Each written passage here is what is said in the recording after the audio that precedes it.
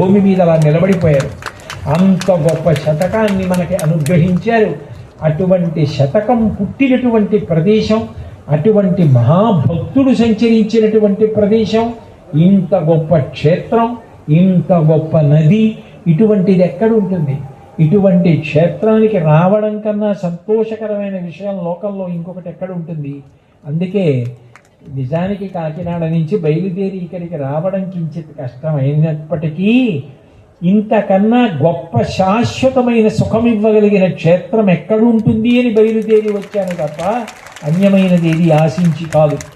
అంత గొప్ప క్షేత్రం. ఒక్కటి మాత్రం పరమసత్యం, మీరందరూ పరమ భాగ్యవంతులు. ఎన్ని కోట్ల జన్మల పుణ్యం ఉంటే మీరు ఇంత గొప్ప క్షేత్రంలో నివాసం చేస్తున్నారు.